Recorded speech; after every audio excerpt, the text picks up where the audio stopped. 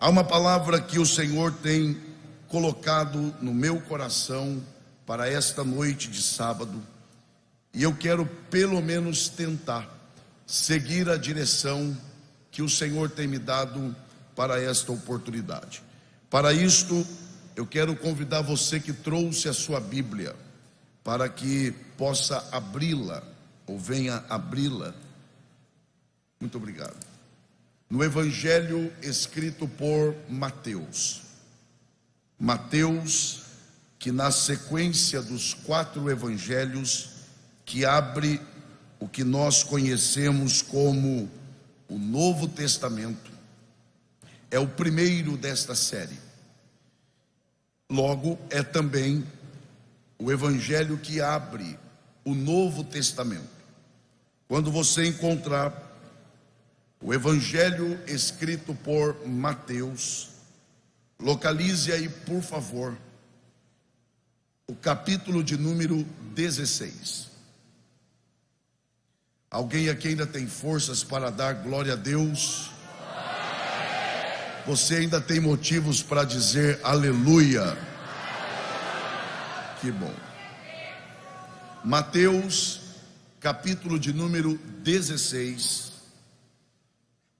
Quando você encontrar este capítulo deste evangelho, identifique aí, por favor, o versículo de número 13, porque nós leremos a partir deste verso e encerraremos a leitura no verso de número 18.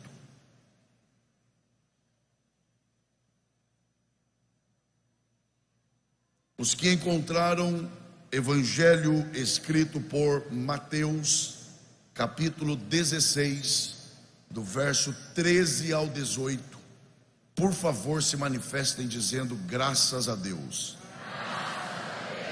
A palavra do Senhor diz assim: e chegando Jesus às partes de Cesareia de Filipe, interrogou os seus discípulos, dizendo: quem dizem os homens ser o Filho do Homem?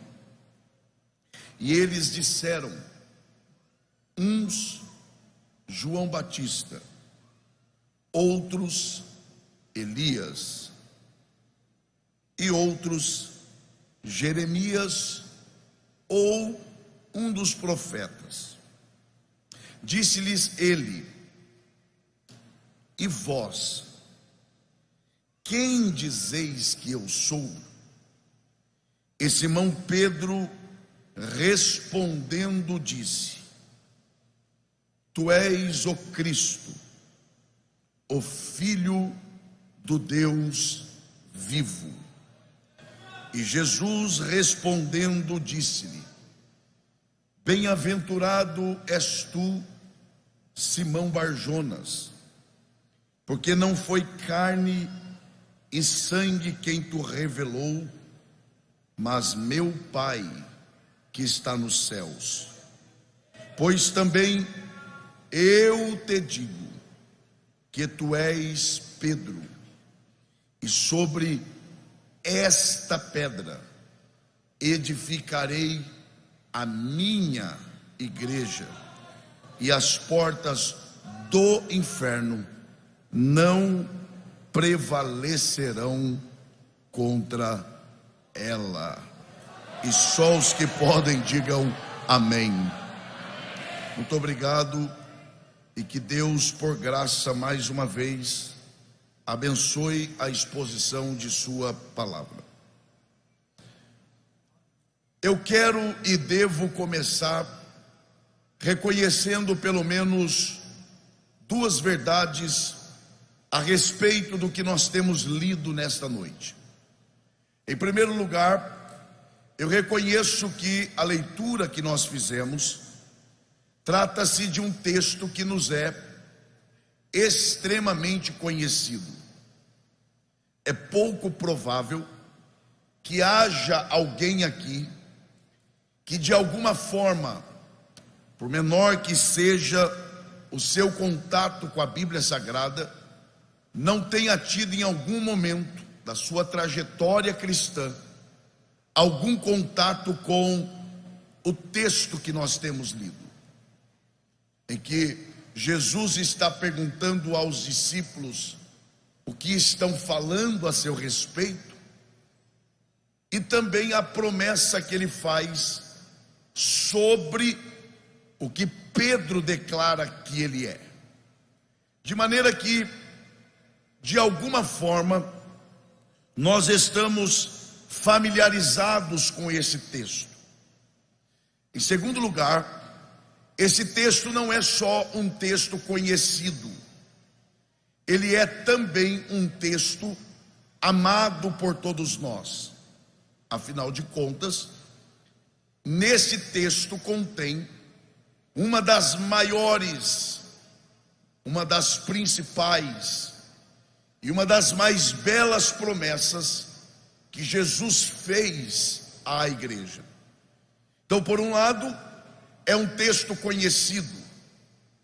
Por outro lado, é um texto amado por todos nós. Porém, se nós queremos pelo menos tentar, e quando eu uso a expressão tentar, eu estou sendo muito sincero com vocês. Se queremos pelo menos tentar entender esse texto corretamente, e ao entendê-lo desta forma, com a ajuda de Deus, buscar extrair algumas lições espirituais, práticas e atuais, é preciso trilhar pelo caminho correto da interpretação desse texto. E o primeiro passo nesta direção não é olhar apenas para o texto que nós lemos. Esta é uma tendência que nós temos, de ler o texto e olhar apenas para o texto lido. É preciso um cuidado especial em não olhar apenas para o que foi lido. Ou seja, é preciso olhar para além do texto. Quando eu estou propondo de olharmos para além do texto, eu não estou me referindo apenas a ler o contexto, ou seja, o capítulo como um todo. O que eu estou propondo aqui é que precisamos olhar também para o Evangelho como um todo. E aqui eu prometo ser breve, mas é preciso dizer, quando Mateus escreve este Evangelho, assim como todos os demais livros da Bíblia, ele escreve debaixo da inspiração do Espírito Santo. Agora observe uma coisa, e é bom que você dobre a sua atenção, para você não me interpretar mal. Às vezes achamos, ou alguém pode achar, melhor dizendo, que estar debaixo da inspiração do Espírito Santo é como se fosse alguém fora de si. Não. Quando Mateus escreve este Evangelho, ele está sob o domínio do Espírito, mas isso não quer dizer que ele estivesse em transe, fora de si, até porque o Espírito Santo não rouba a razão de ninguém. Pelo contrário, o apóstolo Paulo, por exemplo, escrevendo à igreja que estava em Roma, adverte àquela igreja e a nós hoje a prestarmos um culto não emocional, não sentimental, mas um culto racional. O apóstolo Pedro, por exemplo, ele adverte a igreja de Cristo de que nós devemos estar prontos para respondermos com mansidão. Não é a emoção, mas é a razão da nossa esperança. O problema, e não se preocupe que nós vamos chegar lá, o problema é que nós temos a tendência de acharmos que a emoção é mais espiritual do que a razão. E não é. Porque quem é que deu ao homem a capacidade de se emocionar? Deus. E quem é que deu ao homem a capacidade de raciocinar? Deus. Então, preste atenção nisso aqui. Então, se a fonte é a mesma, o valor do que é dado é o mesmo. Por que eu estou dizendo isso? Porque quando Mateus está escrevendo este evangelho, ele está debaixo da ação do Espírito, mas ele tem clareza do que é para ser feito. Então, por exemplo, primeiro, ele sabe para quem ele está escrevendo este evangelho. Mateus, quando escreve este evangelho, ele escreve para os judeus. É por isso que você não vai encontrar neste evangelho a expressão reino de Deus, mas você vai encontrar a expressão reino dos céus. Aí alguém diz assim: reino de Deus é uma coisa e reino dos céus é outra. Não, tratam-se da mesma coisa. É que como Mateus está escrevendo para os judeus, e judeus evitam usar o nome Deus em respeito, e Mateus quer ser lido por esse público, ele então respeita a crença desse público para não ter barreiras na sua leitura. Então Mateus escreve este evangelho pensando nos judeus. Mas não é só sobre isso, jovens, que Mateus tem clareza. Ele também tem clareza sobre o que ele deve escrever. Qual é o tema central deste evangelho? O tema central deste evangelho não é outro senão o fato de exaltar que Jesus é o Rei dos judeus e que em Cristo se cumprem todas as profecias e promessas feitas no Antigo Testamento. Então, se você ler com atenção este evangelho, você perceberá nas suas páginas sagradas de que Mateus está exaltando o fato de que em Cristo o Pai cumpre todas as profecias proferidas no Antigo Testamento. Mas não só isso, para avançarmos um pouco mais, o evangelho escrito por Mateus é o evangelho que mais trata a respeito da vida prática da igreja, como a igreja deve se comportar. Rapidamente aqui, por exemplo, é em Mateus que nós temos com detalhes a respeito de como devemos nos comportar quando vemos um irmão nosso cometendo algum pecado. O que é que Jesus ensina? O problema é que quase sempre não cumprimos o que Jesus nos orienta. Dizemos ser discípulos dele, mas não seguimos as suas orientações das coisas mais básicas. Ele disse: se você, como meu discípulo, ver um irmão seu cometendo um pecado, não sai espalhando por aí não. Você não é tão corajoso, você não é amante da verdade. Vá até este irmão, adverte-o, tá? E se depois de um tempo eu pegá-lo fazendo a mesma coisa, aí eu já posso divulgar? Não, chama uma testemunha, vá de novo nele, adverte, tá? E se eu encontrá-lo a terceira vez, agora eu tenho que ir para as redes sociais? Não, agora você leva para quem tem autoridade para resolver, o pastor da igreja. Então percebam que Mateus, vamos adiantando aqui, percebam que quem me ouve aqui diga amém. Mateus, ele trata sobre a vida prática da igreja.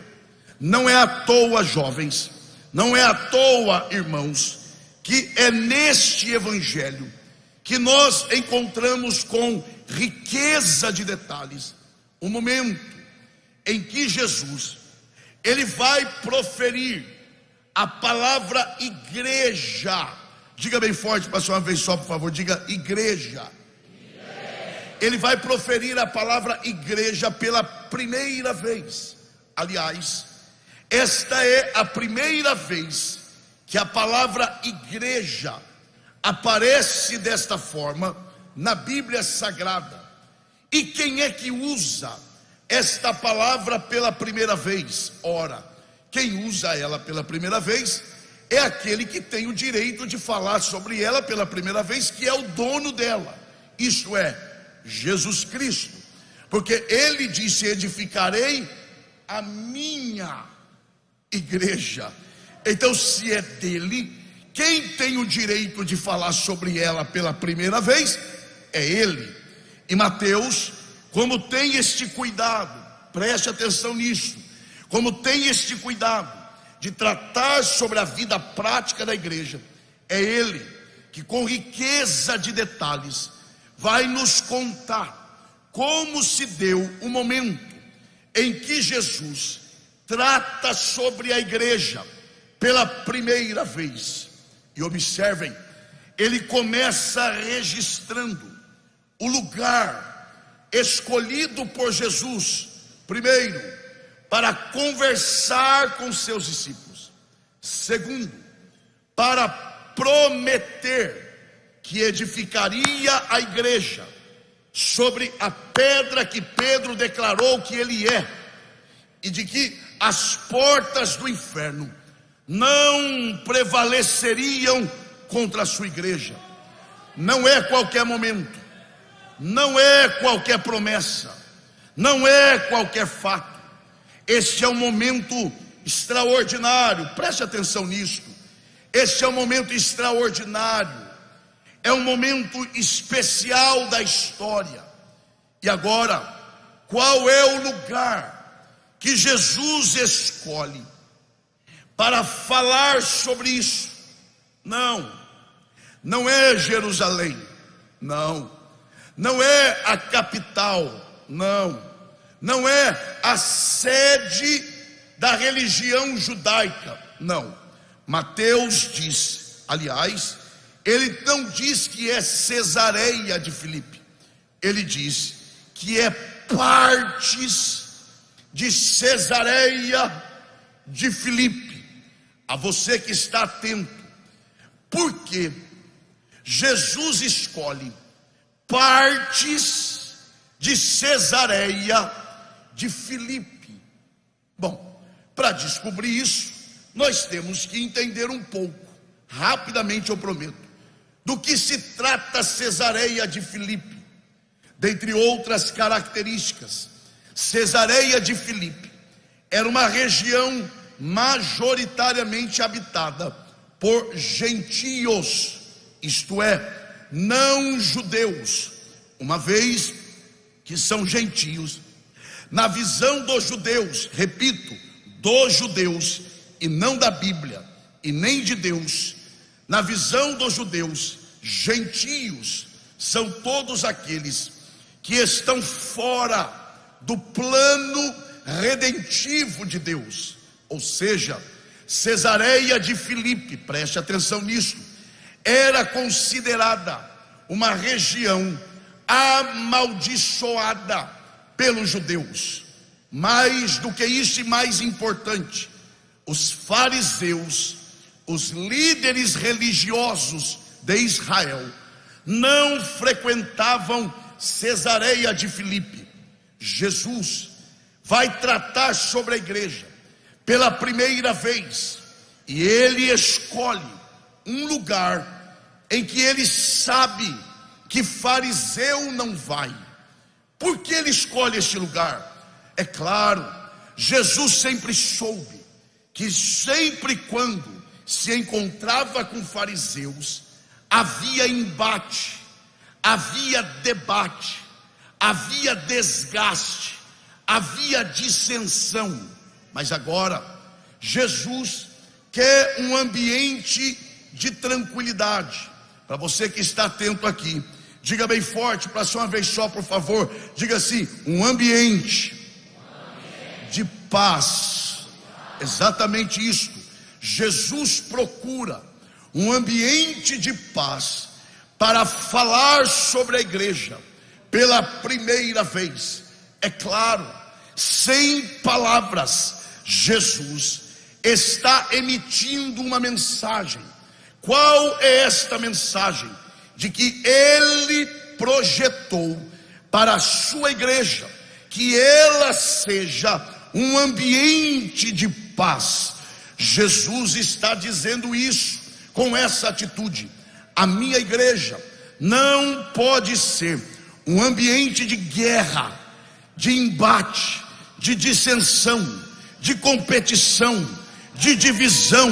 Não, a minha igreja deve ser marcada por um ambiente de paz. E não só isto, ela deve promover a paz. Onde está um jovem que está entendendo isso? Levante uma de suas mãos e diga bem forte: a igreja. Não, isso não é forte. Diga mais forte, diga: a igreja não é lugar de guerra, nem de divisão, nem de competição. Diga: a igreja é lugar de paz. A igreja deve promover a paz. Aí dá glória a Deus quem acha que tem que dar glória a Deus.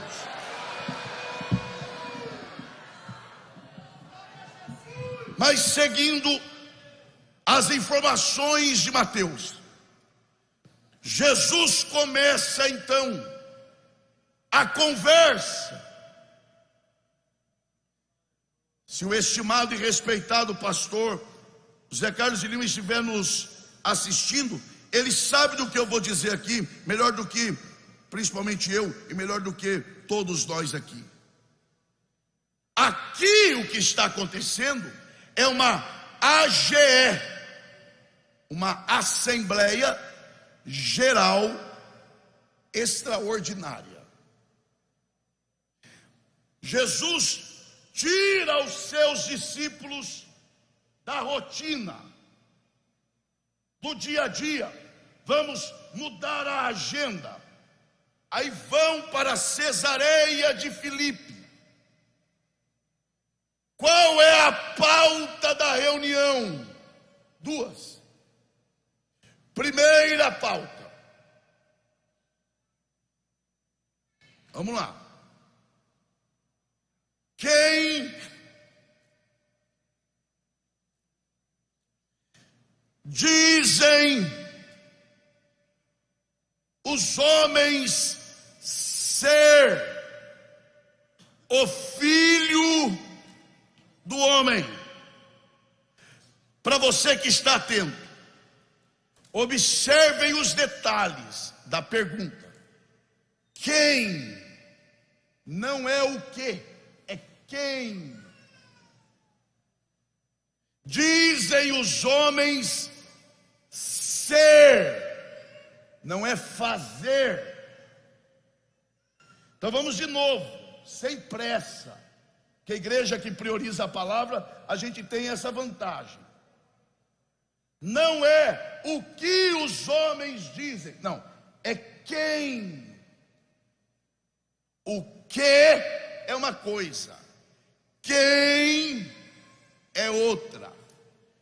Quem dizem os homens não é fazer, mas é quem dizem os homens ser o Filho do homem. Aí você encontra aí um grupo de crentes, aos que estão atentos aqui, é claro, que diz assim: eu não estou preocupado com o que falam de mim.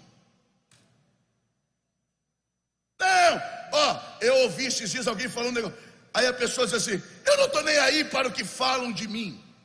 Tem gente que é tão íntima de Deus que ainda fala assim, porque o meu negócio É eu e Deus. Peraí, vamos voltar aqui. Olhem para cá.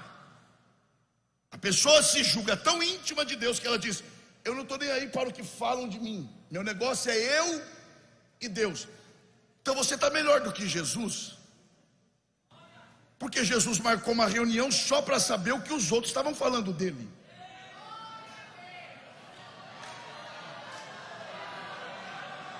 E vou dizer mais, se puder só me dar um pouquinho de retorno, eu não falo mais sobre isso.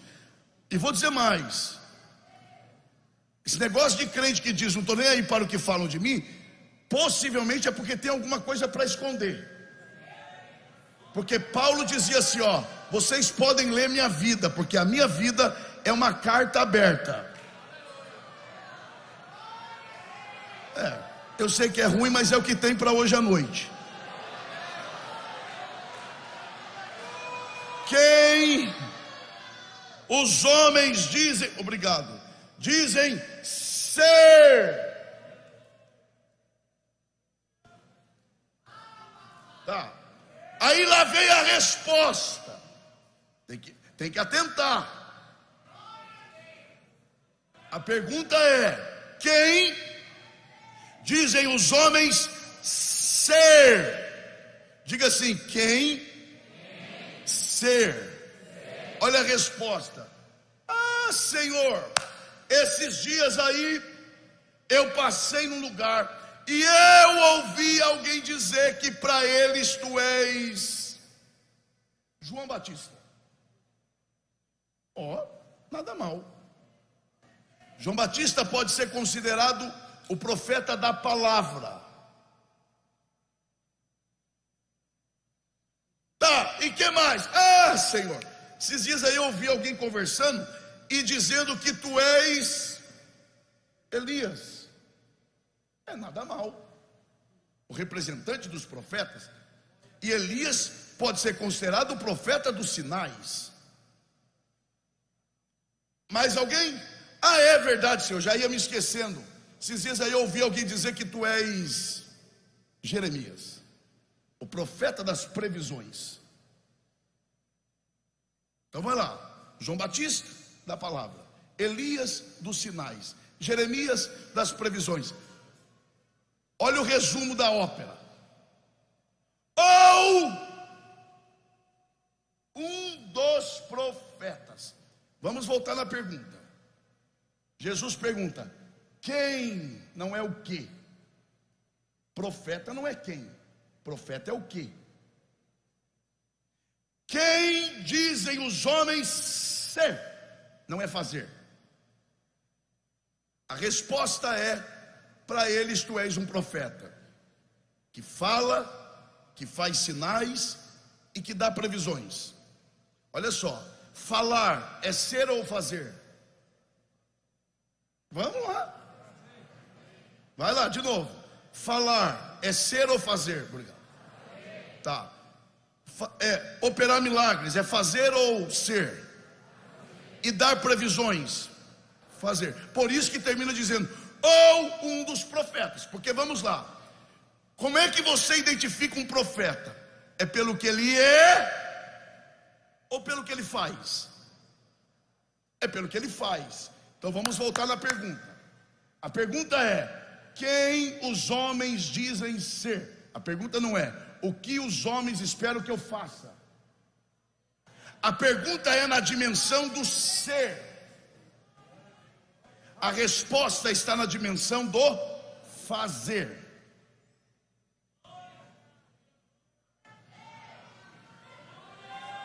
Vamos pensar um pouco mais, nós vamos chegar lá.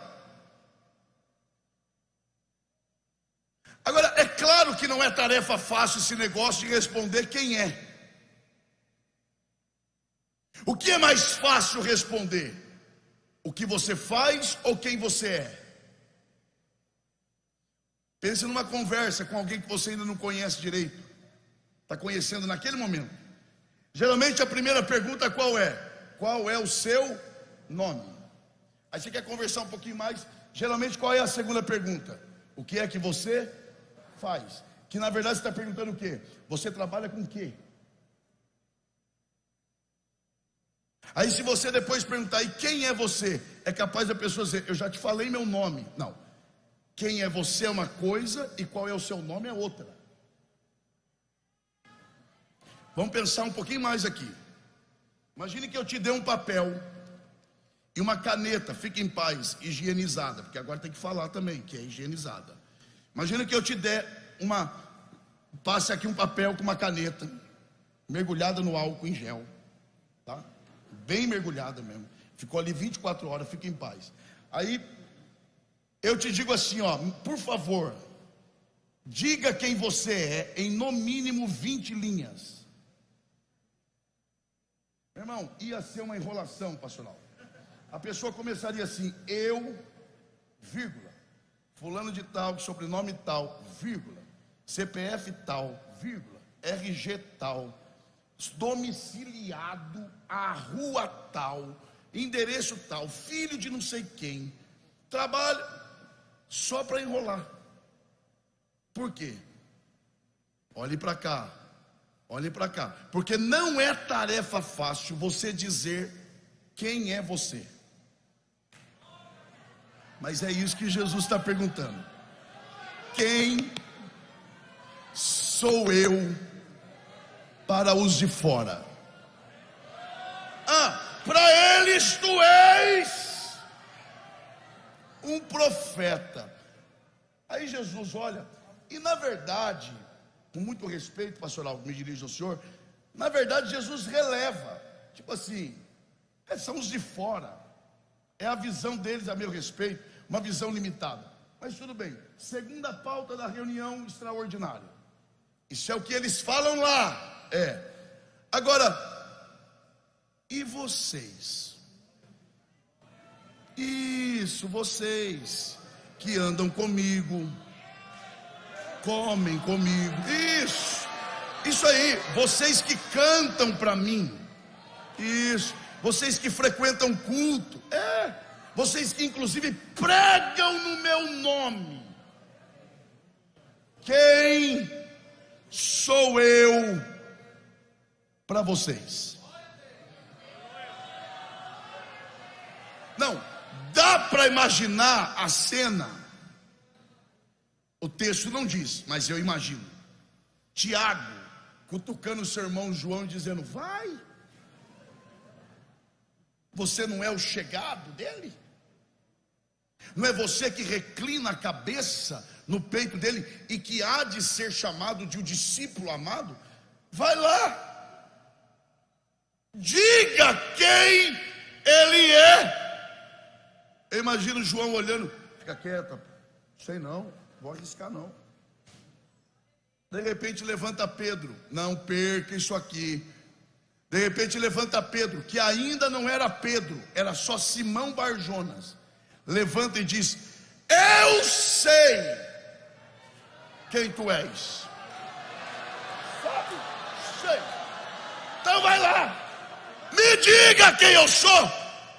O Senhor, tu és o Cristo,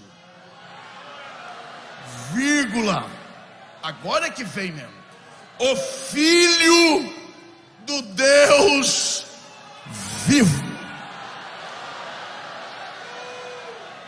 É bonito, né? Eu preciso adiantar aqui. É bonito, Quando ele declara, tu és o Cristo, o Filho do Deus vivo, Jesus reage na hora. E aí Jesus já diz assim, e você é um bem-aventurado, porque já que você descobriu quem eu sou, eu vou te dizer quem você vai ser a partir de hoje. Agora, por que Jesus reage dessa forma? O que é que de tão especial Pedro declara? Pedro faz uma declaração dividida em duas partes. Primeira, tu és o Cristo. Segunda parte, o Filho do Deus vivo. É interessante porque Marcos, quando conta essa história, ele só conta Pedro declarando a primeira parte: tu és o Cristo. Por quê? Pelo propósito do evangelho de Marcos. Essa é uma outra questão. Mas Mateus conta a declaração toda: tu és o Cristo, o Filho do Deus vivo.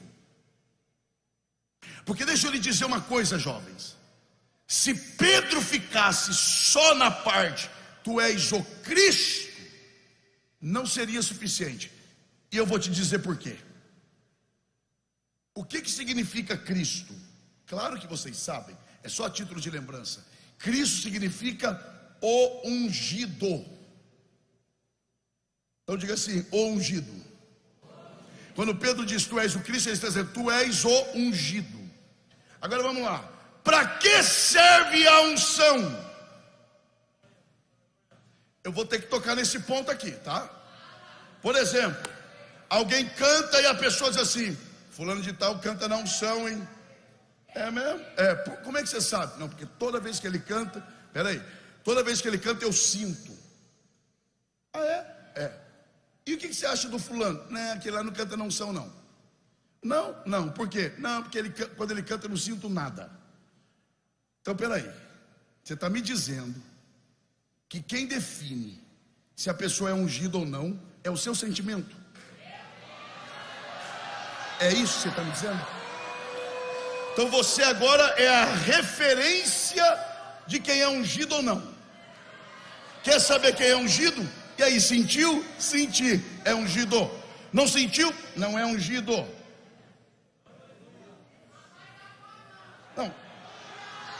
Pregador é o que mais sofre. Não, fulano de tal prega na unção, hein? Como é que você sabe? Viu a velocidade que ele prega? E o fulano? Não, aquele lá não é ungido, não. Devagar demais. Ah, então agora você está me dizendo que quanto mais ungido, mais rápido. Quanto menos ungido, mais devagar. Eu vou dizer mais aqui. Por que a gente só glorifica quando alguém canta bem? Quando atinge o agudo, aleluia! Quando é desafinado, Senhor, tem misericórdia. O que a gente está cultuando? É a Deus ou ao talento? Nós viemos aqui para cultuar a Deus.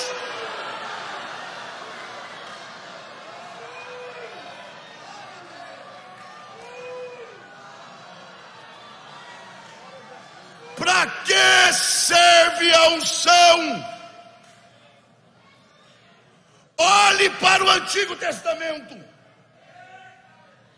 Quem recebia a unção? Todo mundo? Não. Só recebia unção rei, sacerdote, profeta, ou seja, só recebia unção quem tinha alguma coisa para fazer. Desocupado não recebe unção, não. Eu fui no culto, fui lá, estava triste, aí eu recebi uma unção tremenda. Como é que você sabe que você recebeu uma unção tremenda? Não, porque eu estava desanimado, fiquei animado. Não, você ficou animado, mas isso não quer dizer que seja unção. Porque a unção só vem na vida de quem decide fazer alguma coisa para Deus. Quem quer unção aqui? Tem gente que já até desistiu, vou perguntar de novo. Quem quer unção aqui? Então procure alguma coisa para fazer pelo reino de Deus.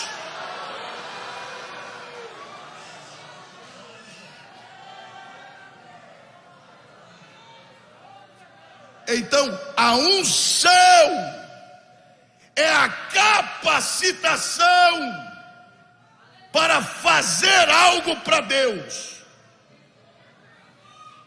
Então preste atenção nisso. Quando Pedro diz tu és o Cristo, é bonito isso, e é verdade. Mas sabe o que ele está dizendo? Tu és o único capaz de fazer com perfeição aquilo que o Pai determinou para o Senhor fazer. Isso é bonito e é verdade, mas ainda está no campo do fazer. Se ele parasse aqui, a sua resposta seria semelhante aos de fora. Mas ele olha para Jesus e diz: mas o Senhor não é só alguém capaz de fazer as coisas com perfeição. Tu és mais do que isso. Além de ser o Cristo, tu és o Filho do Deus vivo. Pronto.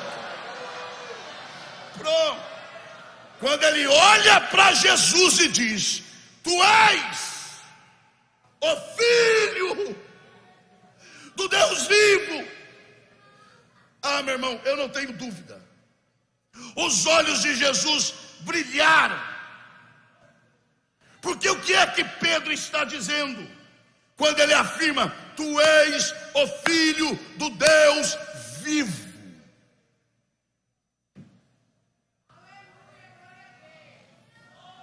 Sabe o que ele está afirmando? Ele está afirmando o que o próprio Jesus falou de si mesmo em João 3,16. Porque Deus amou o mundo de tal maneira que deu o seu Filho o quê? Só mais uma vez, diga bem forte, para que essa vizinhança saiba que está tendo congresso de jovens pentecostais. Diga: Filho. Não, mais forte, diga: Filho unigênito. Agora deixa eu ser bem direto aqui. Unigênito não quer dizer único. Unigênito é a junção de duas palavras: uni, de único, e gênito, de Gênesis, princípio, origem, natureza, procedência, fonte.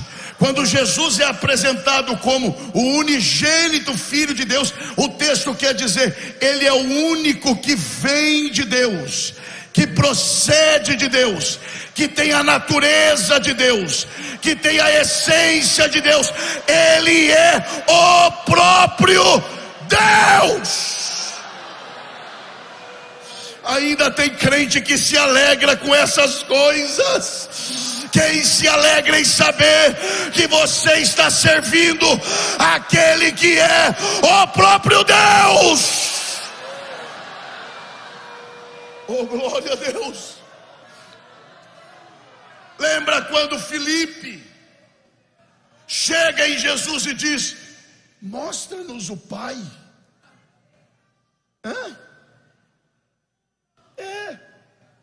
Por favor, mostra-nos o Pai. Meu irmão, Jesus ficou chateado, porque de imediato Jesus disse assim: o que é? Vocês estão comigo há tanto tempo, e a esta altura vocês me pedem para que eu lhes mostre o Pai. Vocês não entenderam que quem vê a mim vê o Pai? É nesse contexto que Tomé já tinha falado. Então mostra-nos o caminho. Não entenderam nada mesmo. Ô Tomé, eu sou o caminho e a verdade e a vida. Olha agora, aí Jesus diz assim, ó, ele não diz ninguém vai, porque se ele dissesse ninguém vai, ele estaria falando de outro ser. Mas ele diz o que? Ninguém vem ao Pai a não ser por mim. O que Jesus está dizendo? Porque quem chegou em mim já chegou no Pai, porque eu e o Pai somos um só. Um só. O requele baixere me releva. O remiquele mauintere mahaiuileva. Quem deseja adorar a esse Jesus, levante a sua mão e dê um brado de glória.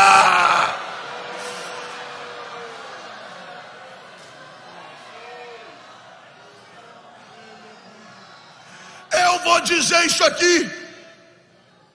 Eu sei quando eu estou pregando, eu sei quando eu estou ensinando, mas eu sei quando eu estou profetizando. E aqui eu vou profetizar a palavra. Quando Pedro declara: tu és o Filho do Deus vivo, na mesma hora Jesus reage e diz: e você é um bem-aventurado. Por isso eu te digo que tu és Pedro. Ou seja, já que você descobriu quem eu sou, eu vou mudar o seu nome hoje. Porque não há quem descubra quem Jesus é para continuar sendo a mesma pessoa. E sempre quando alguém declara quem ele é de coração, ele reage positivamente em seu favor. Foi assim com Pedro, foi assim com Marta. Jesus entra em Betânia, Lázaro está morto há 4 dias. Jesus vai conversando com Marta. Daqui a pouco Jesus pergunta: você não crê? Ela disse: eu creio. Aliás, eu creio mais. Eu creio igual Pedro. Tu és o Cristo, o Filho de Deus que havia de vir ao mundo. Quando ela declara isso, Jesus olha para ela e diz: cadê Maria? E outra coisa, onde é que vocês colocaram o morto? Como quem diz: porque você declarou quem eu sou, eu vou te mostrar o que eu sou capaz de fazer aqui hoje por você. Se hoje você declarar quem Jesus é, Ele reage em teu favor agora.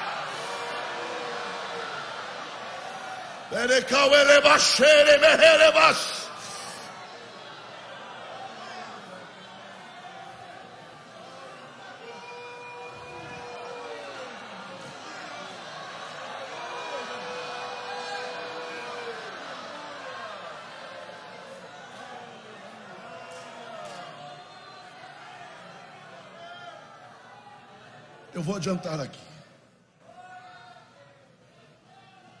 Fechei a Bíblia, mas pelo menos isso aqui eu tenho que falar. Tu és o Cristo, o Filho do Deus vivo. Agora, aí Jesus olha e de imediato: já que você falou quem eu sou, deixa eu te dizer quem você vai ser. Espera aí Jesus assim: e você? Agora, senhores obreiros, com todo respeito, dá para imaginar Pedro, com a personalidade que ele tinha, ouvindo esse elogio de Jesus? Tu és o... Ninguém conseguiu dizer quem Jesus era, mas ele conseguiu. Já é uma coisa a se considerar. Aí Jesus diz: e você é um bem-aventurado. Ou seja, você é mais do que feliz. Em outras palavras, e você é diferenciado. Dá para imaginar Pedro ouvindo isso? Ô, meu irmão, conhecendo a trajetória de Pedro, eu tenho quase certeza, não posso afirmar, mas que ele deu uma olhadinha de canto de olho assim, como quem diz: posso fazer nada. O que eu posso fazer se vocês não descobriram o que eu descobri? Paciência. Porque tem gente que morre afogado num pingo d'água. Eu vou falar isso aqui. Eu vou falar. Aqui, ó. Oh, meu Deus, é demais. Ele morre afogado num pingo d'água. Vai ser consagrado a diácono. Diácono. Está só começando. Fala fino que é uma maravilha. Aleluia, Jesus. Aleluia, aleluia. Dia da consagração. Ajoelha para ser consagrado falando fino. Obrigado, Jesus. Ai, Jesus. Fino. Quando levanta da consagração, aleluia, aleluia.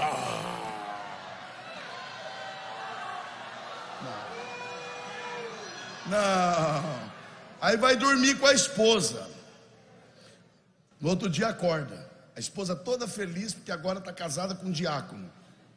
Mal sabe ela que esse é o problema da vida dela. Que daí ela acorda feliz da vida e diz para o marido assim: bom dia, meu amor. Ele: amor não, diácono fulano de tal.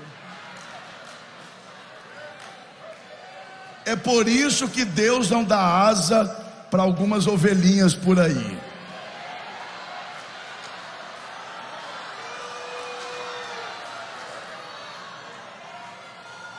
Vou terminar.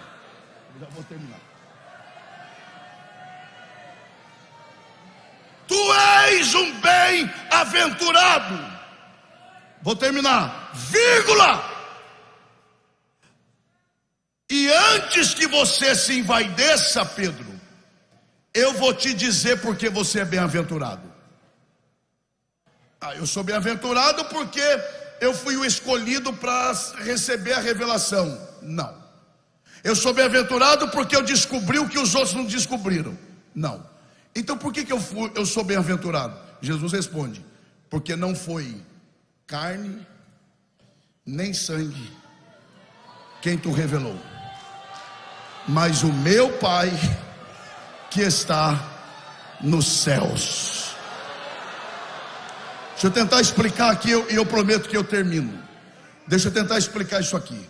O que Jesus está dizendo é: Pedro, você não é bem-aventurado porque você recebeu a revelação. Não. Você não é bem-aventurado porque você viu o que os outros não viram. Não. Você não é bem-aventurado porque você descobriu o que os outros não conhecem. Não. Você é bem-aventurado porque o meu Pai quis revelar para você. Então, na verdade, você não é bem-aventurado por sua causa. Você se tornou bem-aventurado por causa do meu Pai. Não tem nada a ver com você. Não é porque você descobriu, mas foi porque o meu Pai decidiu revelar para você. Paulo explicou isso em Efésios 2. Paulo grita para a igreja em Éfeso: vocês são salvos. Amém. Porque somos bons? Não. Porque vocês não são salvos pelas obras? Não, não. Então nós somos salvos pelo quê? Pela graça. E para acessar a graça, mediante a fé. Mas a fé é minha? Não. E isso não vem de vós, é dom de Deus. Então olha só, a salvação, grita bem forte assim, ó: a salvação é pela graça. A graça é acessada pela fé. E a fé não é minha, vem de Deus.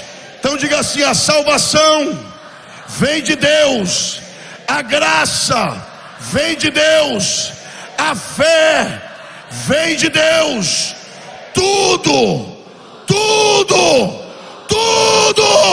vem de Deus.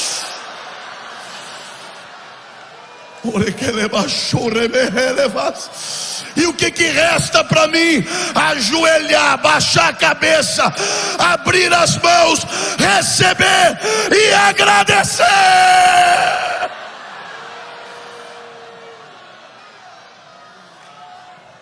Quem está entendendo a voz de Deus aqui? Com a permissão do pastor Álvaro, do pastor Agabe, esteja em pé, adorando ao Senhor nesta noite.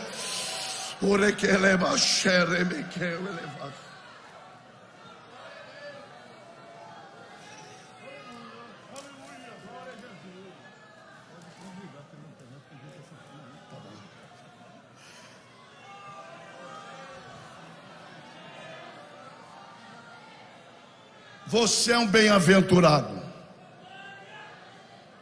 Quem ainda me ouve aqui, diga amém. Deixa eu te dizer mais isso. E você é um bem-aventurado, porque não foi carne, nem sangue. Olhe para cá. Quem tu revelou? Diga bem forte: revelação. O que é revelação? Imagine isso aqui. A revelação não é uma toalhinha, tá? É só. Imagina aqui, ó. Um véu. Todos nós, aí onde vocês estão. Aqui está o véu.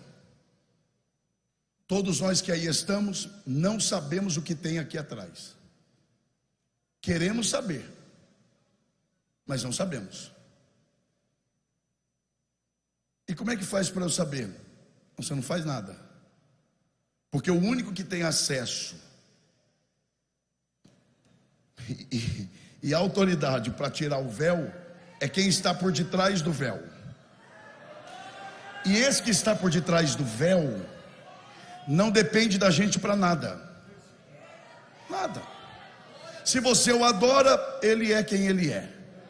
Se você não o adora, muda nada, ele ainda é quem ele é. Se você é santo, ele é santo. Se você peca, então, não muda nada. Se você o serve, ele é Deus. Se você, não quero mais servi-lo, então, quem perde é você, porque para ele, é isso mesmo, ele não depende da gente para nada. Aí ele está atrás do véu, e nós aí. Aí um dia ele fala assim: eu não dependo desse povo para nada, mas por amor eu vou fazer isso aqui, ó. Eu vou levantar a ponta do véu. Quando ele levanta a ponta do véu, sabe o que está acontecendo? Revelação. Revelação é levantar a ponta do véu. E quem não via, agora vê. Quem não conhecia, agora conhece. Quem não sabia, agora sabe. Quem era cego, agora enxerga. E tem crente que não se alegra com isso. O que mais vai te alegrar? Deus se revelou a nós. Pastor Álvaro, com todo respeito, mas me permita dizer isso aqui, porque esses jovens precisam ouvir isso. Deus levantou a ponta do véu para vocês. Tá bom, pastor Elias, eu vou ser breve. Então por que eu sofro o que outras pessoas, até não crentes, não sofrem?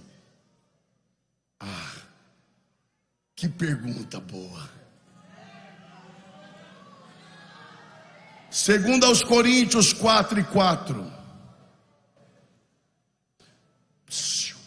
nos quais o Deus, com D minúsculo, deste século, cegou o entendimento, não é dos homens, é dos incrédulos, para que não venha ao pleno conhecimento da verdade, que é Cristo, a imagem de Deus. Olha só, para você que está atento aqui, o Deus desse século incapacita os incrédulos de conhecer quem Cristo é. Verso 4, pula os 5 e os 6. Segundo aos Coríntios 4:7. Aí Paulo diz assim, temos, porém, volta o verso 4. O Deus desse século cegou o entendimento dos incrédulos. Eles não têm a revelação. Verso 7. Temos, porém. Esse porém quer dizer o quê? Eles não têm, mas nós temos. Temos o que, Paulo? Este tesouro. Não é é este. Então não é o Espírito Santo. O Espírito Santo é um tesouro, mas ele não está falando dele. Este é referente ao verso 4. Eles não têm a revelação, mas nós. Então esse tesouro ali é o que? A revelação. E essa revelação está escondida onde? Em vaso, diga bem forte, de barro. Aí ele diz, para que a excelência do poder seja de Deus e não de nós. Vou encerrar aqui. Paulo está dizendo, eles não têm, mas nós temos, e o que temos está em vaso de barro. Por que Paulo escreve isso? porque ele estava sendo questionado. Como é que Paulo pode ser de Deus se ele só sofre? Vive sem dinheiro, sem saúde, vive preso, perseguido, apedrejado. Alguém que sofre não pode ser de Deus. Aí ele escreve dizendo: o tesouro está escondido em vaso de barro. Por que ele escreve isso? Porque a igreja em Corinto entendia o que ele queria dizer. Era uma prática que se tinha na época. A pessoa tinha ouro, não precisava do ouro, derretia o ouro e escondia em vaso de barro, tapava, escondia no deserto. Passava o tempo, preciso do ouro, vai no deserto, pega o vaso. Só que o tempo passou, o ouro derretido endureceu pelo lado de dentro do vaso. Qual a única forma de tirar esse ouro? Quebrando o vaso. Paulo está dizendo: sabe por que eu sofro? Porque Deus escondeu dentro de mim um tesouro, e para tirar, Ele me quebra todo dia, para revelar o que Ele plantou dentro de mim. Já tem jovens entendendo a voz de Deus. Quem reconhece essa verdade, levante a mão e dê o melhor glória a Deus. Nós vamos orar aqui, mas eu quero saber onde está a primeira pessoa que deseja entregar a sua vida ao Senhor Jesus agora. Onde está você? Pela internet, você pode interagir aí com aqueles que estão administrando a página da igreja. Mas aqui também, onde está a primeira pessoa que deseja nesta noite confessar que Jesus Cristo é o Filho de Deus, e você ser também um bem-aventurado?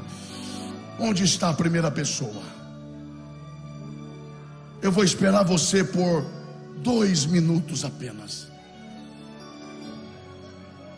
Aí no telão, você que nos assiste pelo telão, se há alguém aí que deseja ter os seus pecados perdoados, saia daí onde você está. A porta será aberta para você, e você virá aqui receber a oração da igreja. Onde está a primeira pessoa? Eu vou aguardar. Você que se afastou dos caminhos do Senhor, já tem uma pessoa pela internet. Se vale glória a Deus, dê glória a Deus. Onde está a segunda vida para Jesus?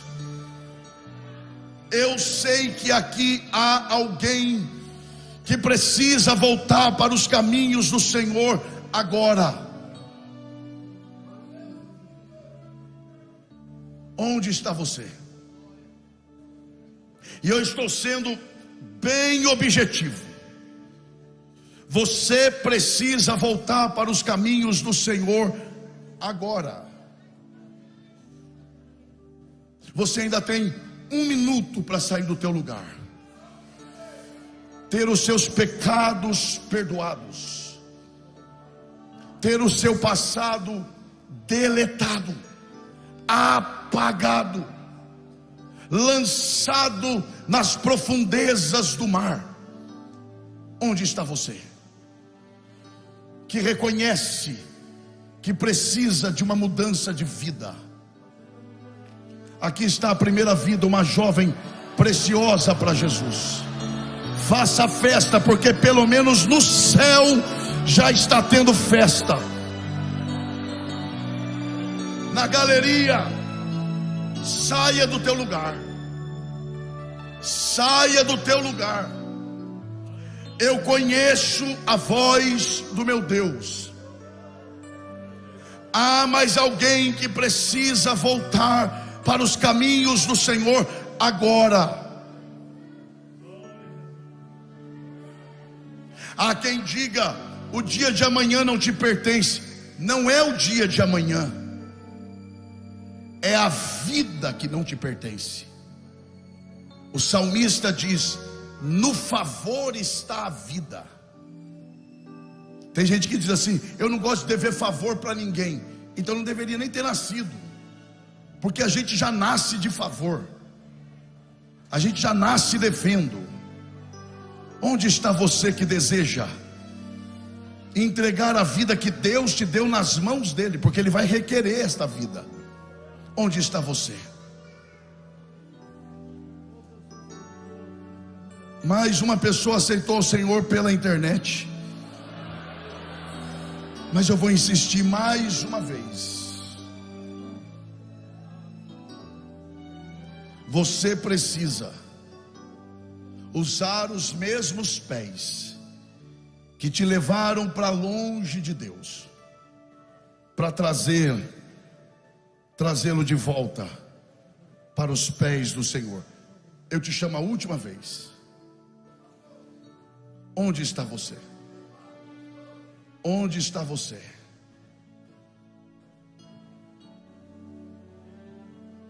Se você, jovem, está perto de alguém que se afastou dos caminhos do Senhor, o Espírito de Deus está falando no meu espírito que há alguém aqui que precisa voltar para os caminhos do Senhor. É agora.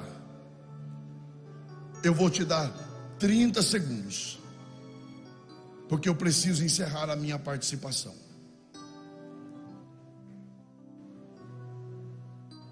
Você ainda tem 20 segundos. Saia do teu lugar. Ah, mas eu não estou com vontade. Venha sem vontade mesmo. Ah, mas eu estou sem força. Venha sem força mesmo. Dê o primeiro passo, e o Senhor vai restaurar a sua vida. O Senhor vai restituir o que você perdeu. Onde está você? A oportunidade está aberta. Eu acho que quem tem o direito de orar por esta vida e por aquelas que entregaram as suas vidas ao Senhor pela internet é quem hoje representa o pastor da igreja. Então, com muito respeito, se for possível, eu vou pedir ao pastor Álvaro para orar por esta vida e, representando a igreja, recebê-la com muita alegria, se for possível.